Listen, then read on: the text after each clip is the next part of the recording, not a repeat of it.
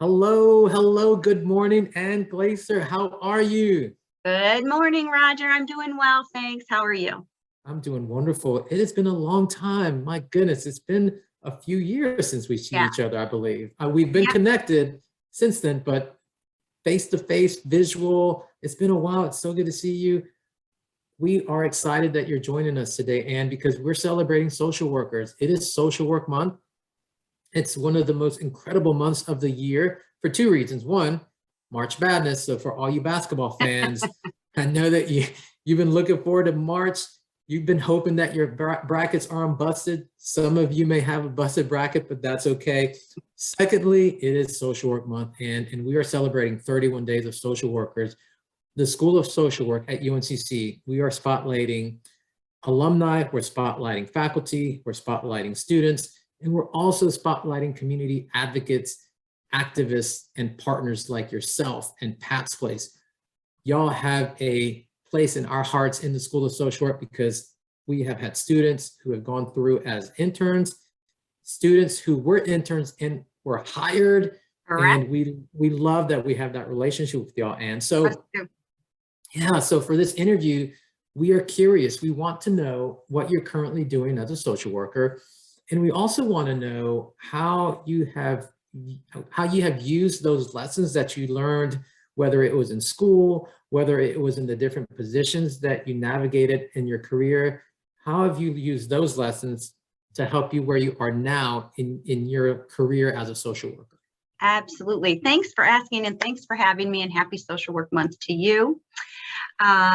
Need to confess, others have heard me say this, I am a social work snob, meaning social workers are the best. Our curriculum, our training, we're broad, we're open, we have multiple roles, we see the whole picture. So I am the number one fan of social workers, not to say, if I do say so myself, shall we say. So We are the best. Abby. So yes, so I am so happy to be here. I love being a social worker, and I've been a social worker for many, many years. So what was your first question though? Because I couldn't wait to say I love Oh social. yeah, no worries. What are you currently doing as a social worker? All right, so my title doesn't sound like a social work title. I am the Chief Program Officer at a nonprofit here in Charlotte called Pat's Place Child Advocacy Center. Now, it is 100% social work because it is helping all of our programs be the best that they can be, and all of our personnel who do direct client work or support direct work be the best that they can be, and for our agency to be the best that we can be, so our clients get what they need.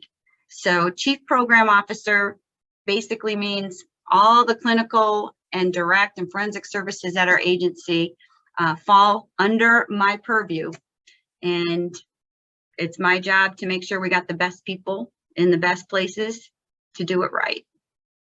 You know what, Ann, I think it's important for our listeners and our viewers to understand that as a social worker, it's really important for social workers to be in those pivotal positions. Like you just said, a chief program officer, that is a high level position. And it's rare to find a social worker in that position. So the fact that you as a social worker are helping navigate all these programs, because the ultimate goal is to make sure that the community, that children and families have the best care possible. Correct. Right? The moment they walk through y'all's doors, that they are greeted in a way that they feel safe, that they feel wanted, that they matter. And so that's key, not only for the program, right, but for the organization as a whole. And so the fact that you're doing that as a social worker is fabulous, incredible.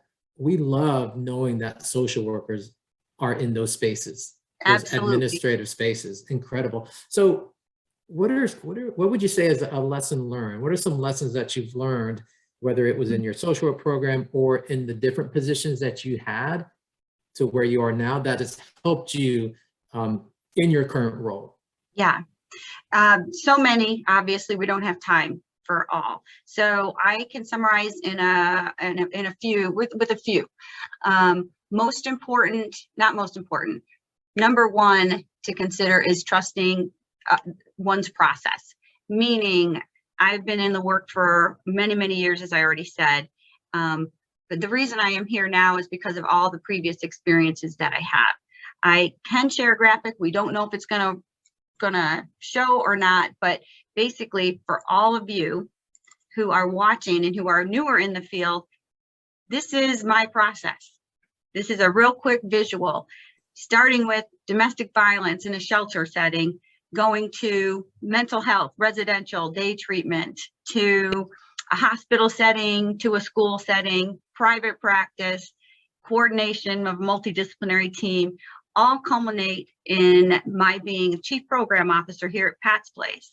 Every single thing that I do today is because I did this and I did this. I know the mental health piece. I know the school system. I know the hospital system, emergency department, physical, child protective, mental health. So I didn't know back here that I would be here, and I had no idea how working in a domestic violence shelter would still be serving me today in a whole different setting.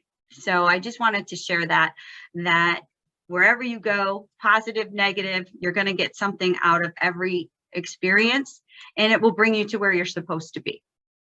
And it's not linear. Your path was very different. It did not follow point A to point B the way that, we would want our paths to be. Sometimes it can be a very curvy path. It could be a very peaks and valley path. So, and all of that experience definitely is helping you now as a chief program officer. Every minute. And when I was 21, 22, 23 in a domestic violence setting, and I thought I knew where I was going to be in 5 years, I wasn't. And that was okay. And that was okay. And we're gonna play a little game here as we wrap up. Okay, it's a game that I created for everybody who's doing these interviews. It's called the Fab 5 in 5 seconds. So you get to share with us your favorite 5 things in 5 seconds. Okay, so when I say go, and it could be your favorite anything, it could be your favorite pet, your favorite food, your favorite brand of cereal, whatever it is, because it's about you. So when I say go, you start naming them. Ready, set, go. My 5 favorite everything you just said, right? Your 5 favorite, 5 favorite things. Yep. Being a parent, being a social worker. For me, it's more about my being, not things. Being a daughter and a sibling, being a part of a strong community, and my favorite thing, learning from others. Excellent. That is so wonderful, because those are 5 favorite things of being, and we appreciate you sharing that with us. And I appreciate our friendship that we've had over the years. We've known each other for quite some time now, and every time I engage with you, I leave a better person. So thank you for giving us that gift, the gift of being a social worker. We celebrate you, Ann. We celebrate all social workers. Thank you. These will go out. Our socially engaged videos are going to be going out for the whole month of March. Love it. Happy Social Work Month to you, Ann. You have a great day. As well, Roger. Great to see you. Great seeing you.